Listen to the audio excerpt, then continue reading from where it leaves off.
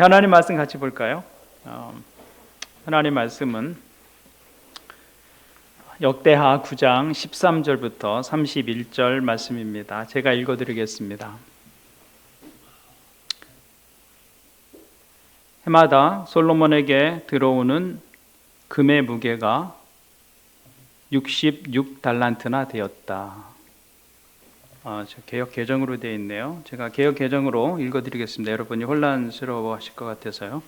솔로몬의 세입금의 무게가 금 666달란트요. 그 외에 또 무역상과 객상들이 가지고 온 것이 있고 아라비아 왕들과 그 나라 방백들도 금과 은을 솔로몬에게 가져온지라. 솔로몬 왕이 쳐서 느린 금으로 큰 방패 200개를 만들었으니 방패 하나에 든 금이 600세겔이며 또 쳐서 느린 금으로 작은 방패 300개를 만들었으니 방패 하나에 든 금이 300세겔이라. 왕이 이것들을 레바논 나무 궁에 두었더라. 왕이 또 상아로 큰 보좌를 만들고 순금으로 입혔으니 그 보좌에는 6층계와 금 발판이 있어 보좌와 이어졌고 앉는 자리 양쪽에는 팔걸이가 있고 팔걸이 곁에는 사자가 하나씩 섰으며 또 12사자가 있어 그 6층계 양쪽에 섰으니 어떤 나라에도 이같이 만든 것이 없었더라. 솔로몬 왕이 마시는 그릇은 다 금이요 레바논 나무궁의 그릇들도 다 순금이라. 솔로몬의 시대에 은을 귀하게 여기지 아니함은 왕의 배들이 후람의 종들과 함께 다시스로 다니며 그 배들이 3년에 1차씩 다시스에 금과 은과 상아와 원숭이와 공작을 실어 옴이더라.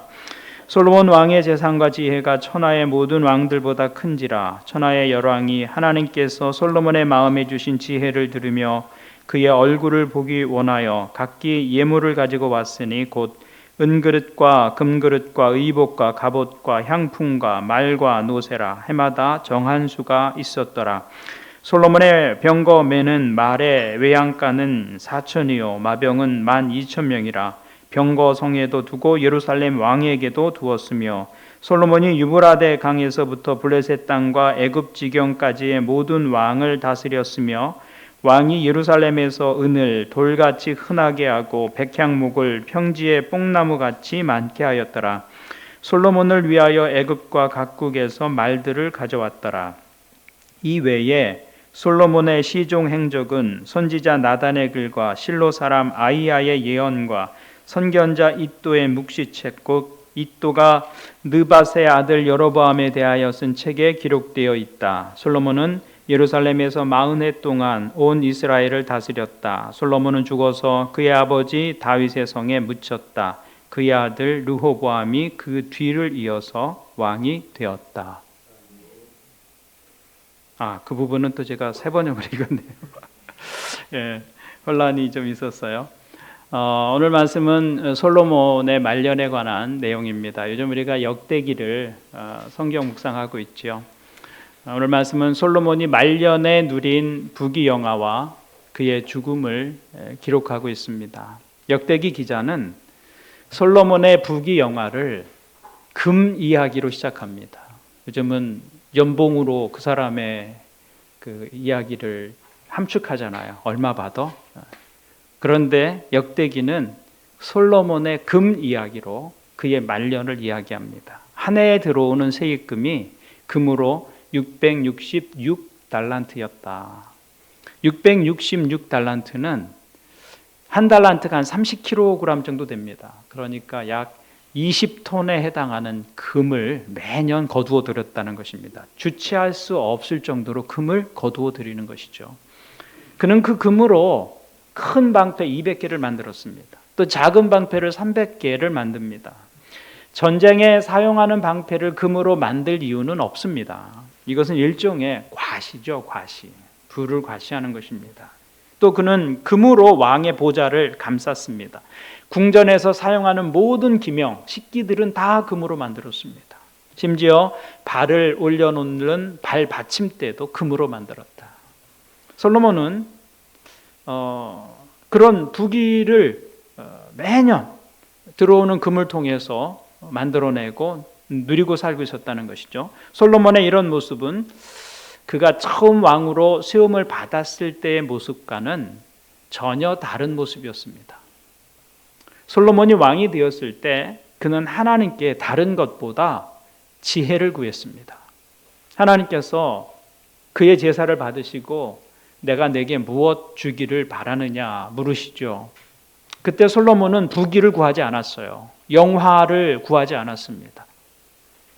하나님께서 자기에게 맡기신 백성, 그들이 소중합니다. 제가 그들을 하나님의 뜻대로 잘 다스릴 수 있도록 지혜를 주십시오. 솔로몬은 지혜를 구했습니다.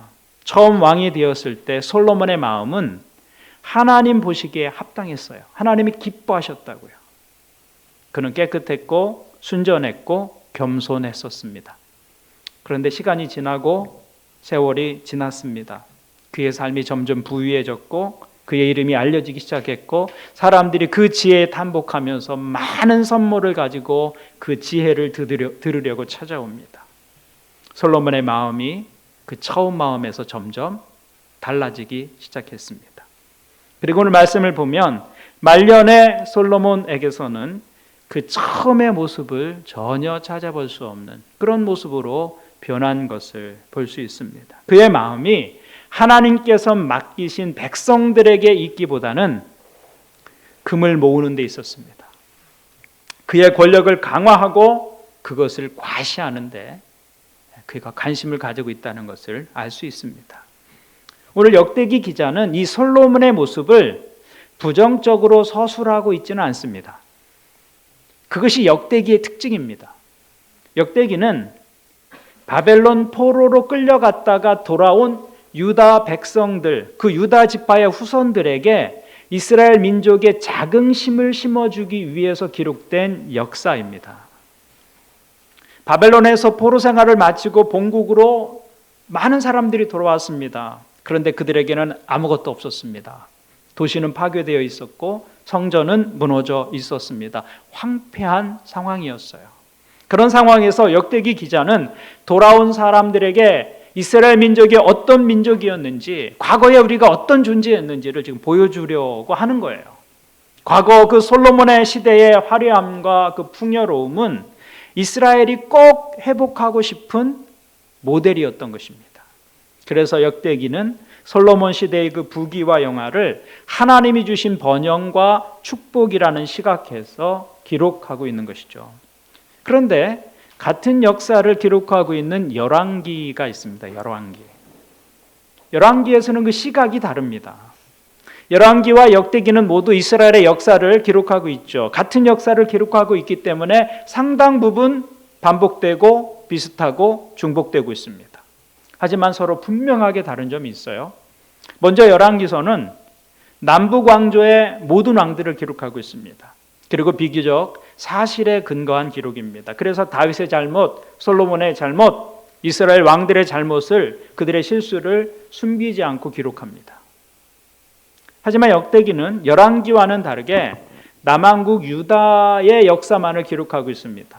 바벨론 포로에서 돌아온 사람들이 대부분 유다 지파의 후손들이었기 때문에 유다 왕국의 이야기에 초점을 맞추고 있습니다. 그 기록도 객관적인 역사의 서술이라기보다는 사심이 들어간 역사 서술입니다. 의도를 가지고 역사를 지금 기록하고 있는 거예요. 유다 왕들이 잘한 것, 유다 왕들이 성공했던 것, 유다 왕들이 누렸던 그 풍요로움, 그 부유함, 그것을 주로 기록하고 있는 것이죠. 왕들의 실수, 그들의 잘못 가능하면 언급하지 않으려고 합니다. 그래서 솔로몬의 이 기록도 열왕기에서는 그의 말년의 행적을 비판적으로 기록합니다. 그런데 역대기에서는 비판적으로 보지 않아요. 그것을 하나님이 주신 축복과 번영의 관점에서 기록하고 있는 것을 볼 수 있습니다. 그런데 이 역대기 기자가 지금 기록하고 있는 이 솔로몬 왕국의 그 부귀와 영광은 사실은 이스라엘 왕으로서는 하지 말아야 할 일들이었습니다. 오늘 말씀에서 솔로몬이 누린 영화를 많은 금과 은 그리고 수많은 말과 병거들로 묘사하고 있습니다. 솔로몬 시대의 금과 은이 얼마나 흔했는지, 은은 귀금속에 포함되지도 않았다. 흔해 빠진 물건이었다. 이렇게 말하고 있어요. 솔로몬의 군사력은 많은 말, 많은 말로 묘사되고 있고 4,000개가 넘는 마국간으로 묘사되고 있습니다. 이런 영화는 이스라엘 역사에서 다시 반복되지 않는 솔로몬 시대에 유일했던 영화였습니다. 그런데 솔로몬 말년의 이런 부귀와 영화는 율법의 관점에서 보면 전혀 하나님이 기뻐하실 만한 것들이 아니었다는 것입니다. 솔로몬이 소유했던 부귀와 영화는 하나님의 복주심을 나타내기보다는 오히려 그의 타락한 마음과 돌아선 모습을 보여주는 것이었습니다. 왜냐하면 하나님은 이스라엘의 왕들에게 신신당부한 것이 있었습니다. 신명기 17장에 보면 이스라엘의 왕들을 향해서 하나님께서 특별히 당부하신 것이 있었어요. 주 당신들의 하나님이 주시는 그 땅에 들어가서 그 땅을 차지하고 살 때에 주위의 다른 모든 민족같이 당신들도 왕을 세우고 싶다는 생각이 들거든 당신들은 반드시 주 당신들의 하나님이 택하신 사람을 당신들 위에 왕으로 세워야 합니다. 당신들은 결의 가운데 한 사람을 왕으로 세우고 같은 결의가 아닌 외국 사람을 당신들의 왕으로 세워서는 안 됩니다. 그러면서 이런 부탁을 하세요. 왕이라 해도 군마를 많이 가지려고 해서는 안 되며 군마를 많이 얻으려고 그 백성을 이집트로 보내서도 안 됩니다. 이는 주님께서 다시는 당신들이 그 길로 되돌아가지 못한다고 말씀하셨기 때문입니다. 왕은 또 많은 아내를 둠으로써 그의 마음이 다른 데로 쏠리게 하는 일이 없어야 하며 자기 것으로 은과 금을 너무 많이 모아서도 안 됩니다. 왕위에 오른 사람은 레위 사람 제사장 앞에 보관되어 있는 이 율법책을 두루마리에 옮겨 적어 평생 자기 옆에 두고 읽으면서 자기를 택하신 주 하나님 경외하기를 배우며 이 율법의 모든 말씀과 규례를 성심껏 어김없이 지켜야 합니다. 이게 왕에게만 주신 특별한 명령입니다.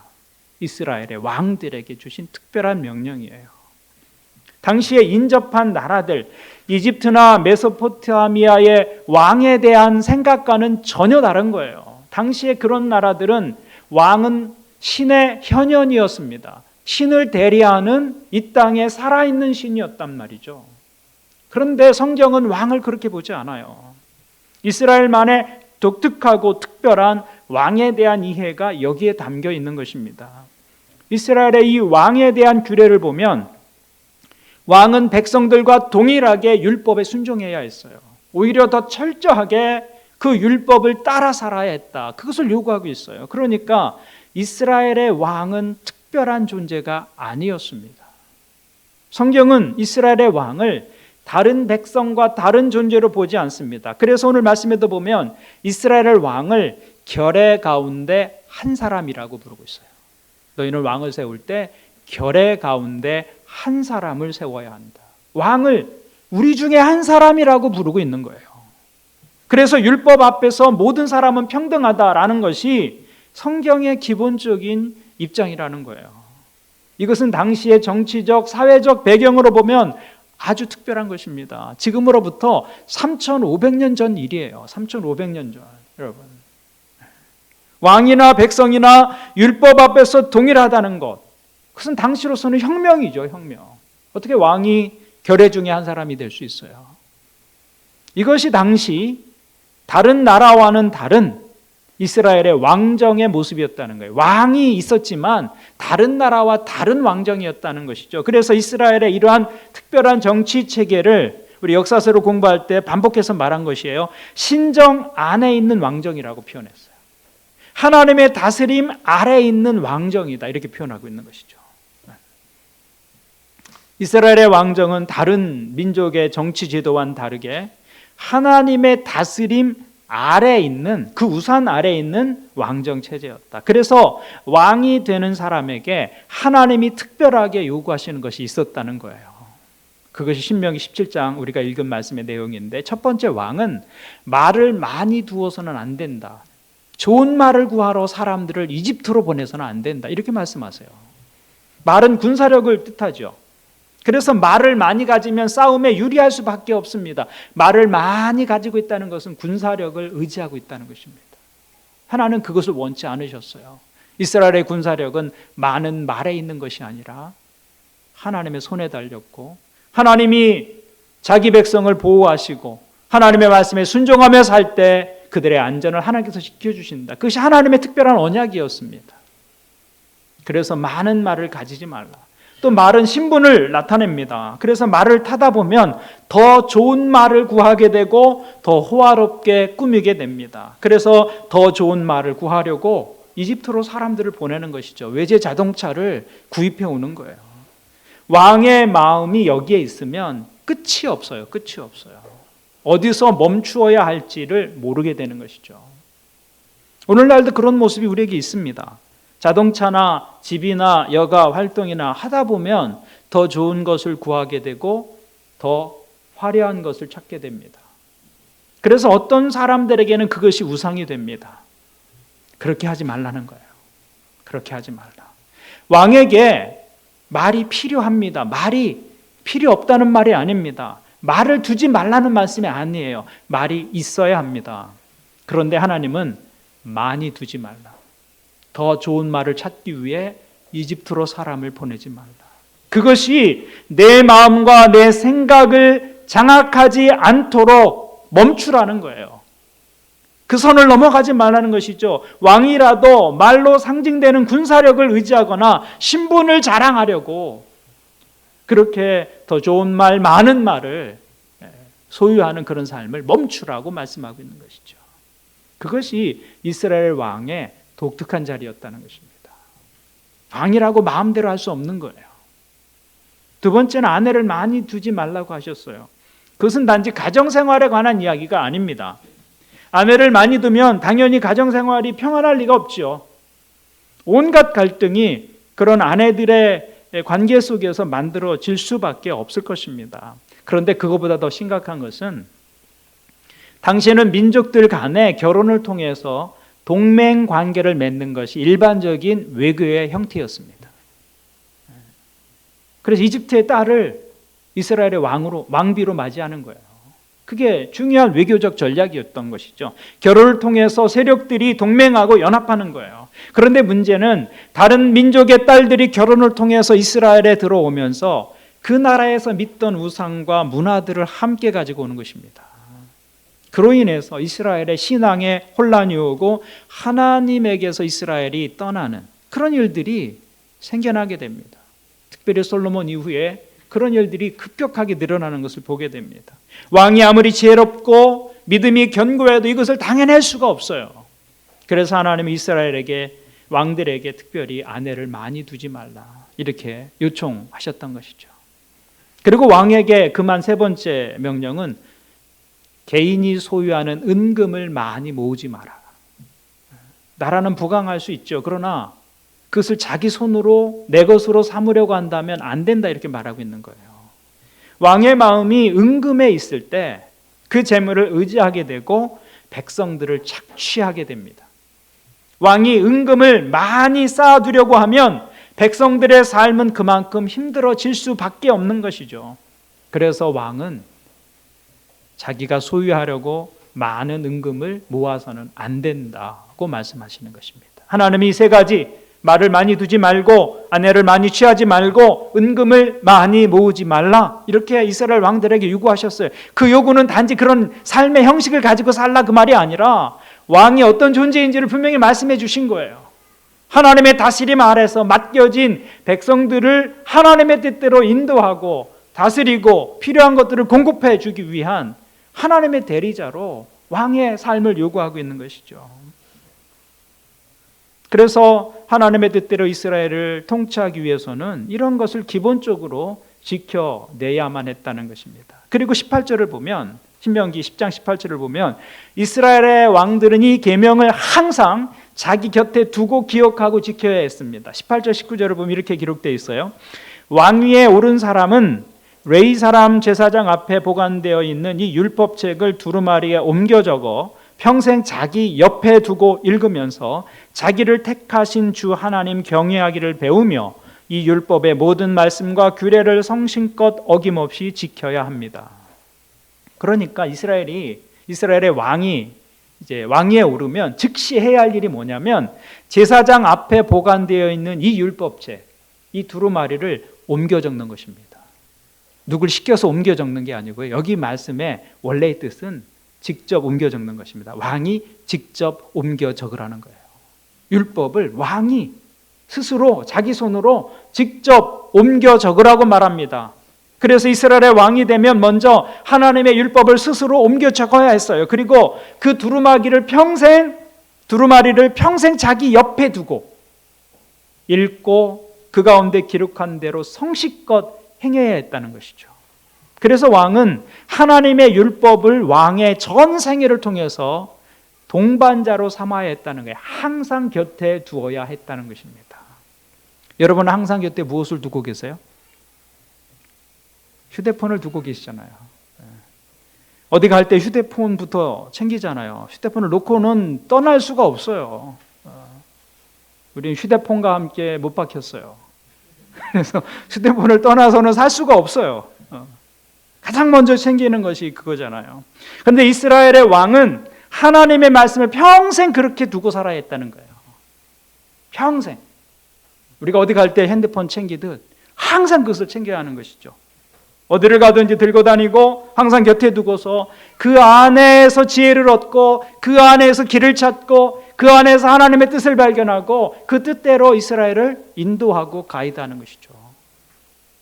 이스라엘의 왕의 권위와 능력은 많은 군마, 말에서 오는 게 아니었어요. 많은 은금에서 오는 것이 아니었다 그 말입니다. 하나님의 말씀에서 이스라엘 왕의 지혜와 힘과 능력이 나오는 것이었어요. 그래서 이스라엘의 왕이 이 말씀 안에 머물 때 이스라엘은 신정 안에서의 왕정이라고 하는 이 특별한 체제를 하나님의 의도대로 유지할 수 있었습니다. 하나님께서 가나안 땅에서 약속의 백성들을 통해서 이루시기를 원하셨던 나라, 어떤 나라예요? 왕이 자기 백성을 업신여기지 않는 나라. 당시의 왕들은 피라미드 체제 속에서 가장 상층에서 모든 것을 누리면서 그 하층에 있는 사람들을 업신여기고 도구로 사용했던 그런 체제를 갖고 있었는데 하나님께서 이스라엘의 왕들에게 요구하셨던 것은 왕이 자기 백성을 업신여기지 않는 그런 나라, 공평하고 평등하고 정의로운 나라가 하나님의 율법을 붙들고 있을 때 가능해지는 것이죠. 그것이 이스라엘 왕의 특별한 사명이었고 의무였다는 것입니다. 놀라운 일이죠. 3500년 전에. 그런데 솔로몬이 처음엔 그것을 잘 알고 있었어요. 마음을 다해서 그것을 지키려고 했습니다. 그래서 하나님께서는 그 마음을 기쁘게 받으셨어요. 그래서 솔로몬이 구하지도 않았던, 입도 뻥끗하지 않았던 부귀와 영화와 장수까지도 그에게 허락해 주셨습니다. 그렇지만 시간이 지나면서 솔로몬의 마음이 변하기 시작합니다. 그 삶의 방향이 하나님에게서 돌아서기 시작합니다. 그래서 나중에는 이 모든 규례를 철저하게 어기는 모습으로 살아갑니다. 하나님은 병마를 많이 두지 말라고 하셨는데 오늘 말씀에 솔로몬의 마구간이 몇 개였다고요? 4000개였다고 말합니다. 말을 모는 기병이 12,000명이었다고 말합니다. 더 좋은 말을 구하러 사람들을 이집트로 보냈다고 말합니다. 은금을 많이 모으지 말라고 했는데 솔로몬이 1년에 거둬들이는 금이 666달란트였다. 사용하는 모든 도구를 금으로 만듭니다. 금이 얼마나 흔한지.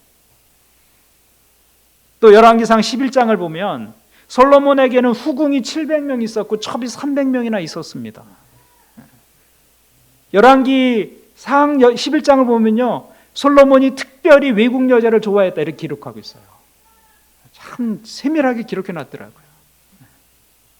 그래서 이집트, 모압, 암몬, 에돔, 시돈, 헷 족속에게서 많은 외국 여자를 후궁으로 맞아들였다고 열왕기에 기록되어 있어요.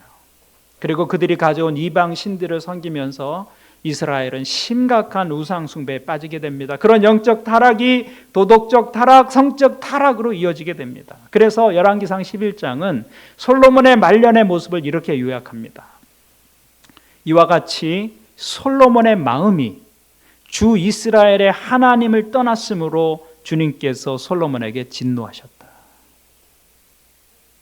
솔로몬이 처음 마음을 잃어버리고 하나님에게서 돌아섰다고 말합니다.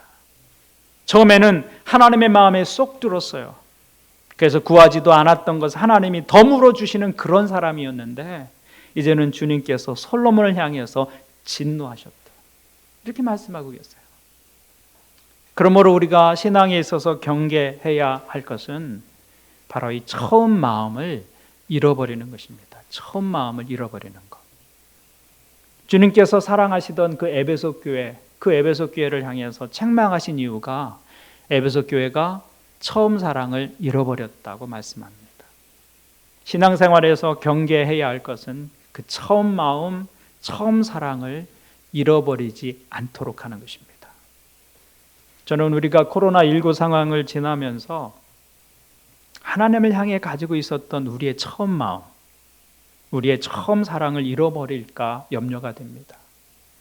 상황이 우리를 좀 게을러도 되는 것으로 만들기 때문입니다.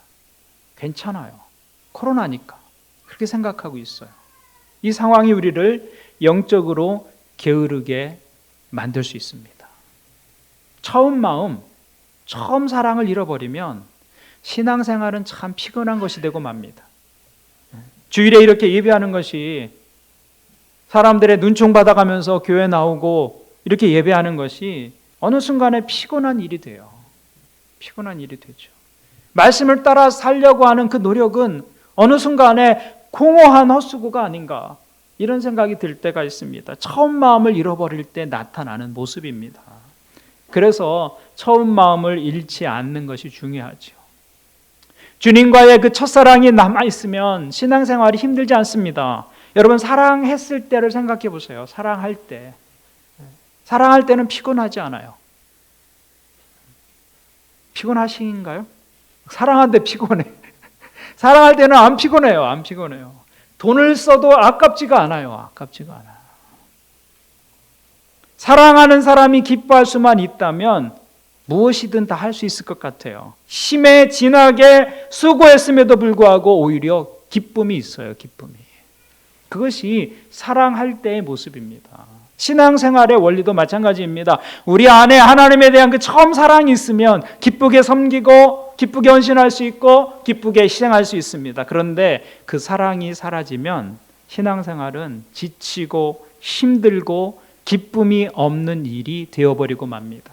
어느새 기도는 의무가 되어버리고 봉사나 헌신은 힘든 노동으로 전락해버리고 맙니다.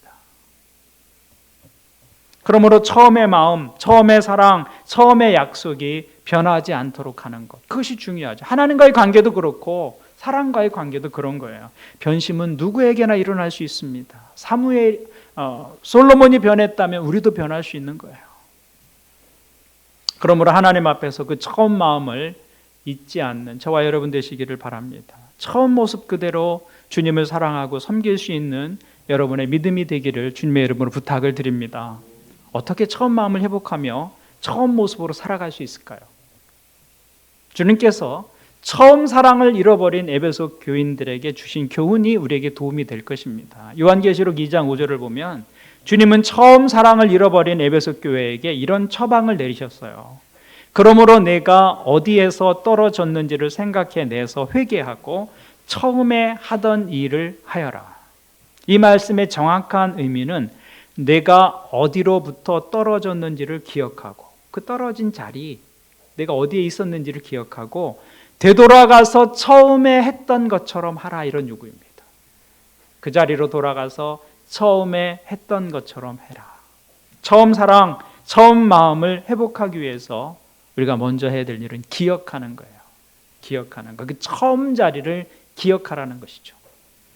가정 상담가들은 사랑을 잃은 갈등 속에 있는 부부들에게 종종 추억 여행을 떠나라고 조언합니다. 두 사람 관계 속에 좋은 추억이 남아있는 곳, 처음 만났던 자리, 처음 고백했던 자리, 함께 시간을 보내면서 행복해했던 그 자리, 그 추억이 있는 자리, 그런 여행을 통해서 그 첫사랑의 감격을 다시 기억해내고 처음의 언약을 다시 기억해내는 것, 그것이 도움이 된다는 것이죠. 마찬가지로 우리는 자주 내가 주님을 만난 그곳으로 돌아갈 필요가 있습니다. 물리적 장소로 돌아가는 말이 아니라 기억 속에서 그 영적인 자리로 돌아가는 것이죠. 사도 바울은 평생 다메섹으로 가던 길에 만났던 주님을 기억하며 살았을 것입니다. 거기가 나의 첫 자리였으니까요. 삭개오는 자기가 올라갔던 뽕나무를 기억했을 것입니다. 가늠했던 여인은 돌에 맞아 죽을 뻔했던 그 돌무더기의 현장을 항상 기억하며 살았겠죠. 그 처음 자리를 기억하는 것이 중요한 것이죠. 주님을 처음 만났던 때 내가 주님을 눈물로 고백하며 하나님의 은혜 앞에 내 영혼이 감격했던 그때 그 영적 경험의 자리로 돌아가는 것입니다. 그 장소를 기억하는 것이죠. 그 처음의 은혜, 처음의 감격, 그 처음의 헌신, 그 처음의 약속, 그 처음의 결심들을 잊지 않으려고 하는 것입니다. 그리고 회개하라고 말씀합니다. 처음 모습과 뭔가 크게 달라졌다면 돌아서야 한다는 거예요. 회개하라는 거예요. 성경은 죄를 짓거나 잘못을 저질렀을 때만 회개하라 말씀하지 않습니다. 차가워지고 냉랭해진 가슴도 회개하라고 말씀하고 있는 거예요. 여러분, 차가워지셨다면 그건 회개할 일이라고 말씀하고 있는 것이죠. 신앙생활의 습관처럼 굳어지고 그래서 어떤 기대나 생동감 없이 교회 생활을 반복하고 있다면 회개하라고 말씀하고 있는 것입니다. 회개하라. 감격이 사라진 믿음 생활, 감격이 사라진 예배, 감격이 사라진 교제, 그것은 회개해야 할 것이다 라고 말씀하고 있는 것이죠. 돌아서라는 거예요. 처음 자리로 가서 내가 처음에 했던 그대로 하라고 요청하고 있는 것입니다. 말씀을 준비하면서 정채봉 시인의 첫마음이라는 시를 알게 되었어요. 그리고 그 시를 읽어보면서 내 삶에 참 첫마음에서 많이 멀어져 있는 것들이 있구나, 그런 생각을 하게 되었습니다. 시의 내용을 일부 읽어드리겠습니다.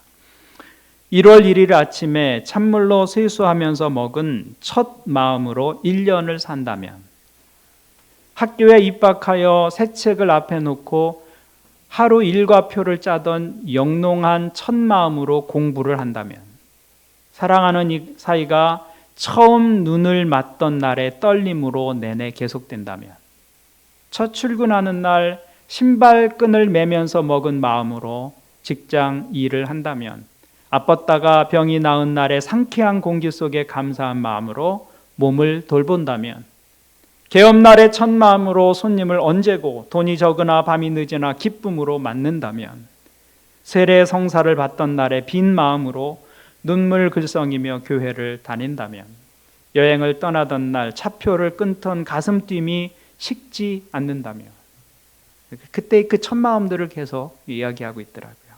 살면서 우리 모두 그런 첫 마음을 가졌던 때가 있었잖아요. 자신에 대해서도 그렇고 관계 속에서도 그렇고 하나님에 대해서도 그렇고, 그때 삶은 가슴 설레는 것이었어요. 그 첫 마음으로 살아갈 때 기대로 가득한 것이었습니다.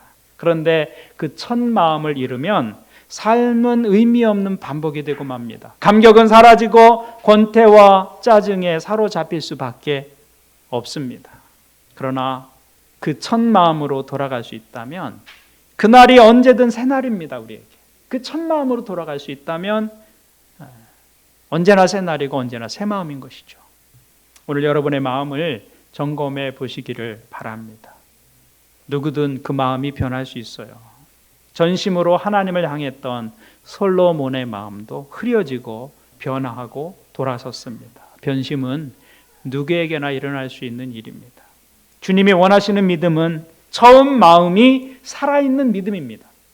처음 은혜와 그 사랑의 감격이 여전히 나를 움직이는 믿음입니다. 주님을 생각하면 아직도 가슴이 뛰는 성도들, 주님의 이름을 부르면 그 이름의 능력과 그 이름의 소망 때문에 행복해지고 기뻐하고 감사하게 되는 모습을 주님은 우리에게서 보기를 원하신다는 거예요. 예배하는 여러분 모두 그 처음 마음, 처음 모습 그대로 주님 앞에서 살아가는 믿음의 사람들이 되시기를 주님의 이름으로 축원을 드립니다. 아멘. 기도하시겠습니다.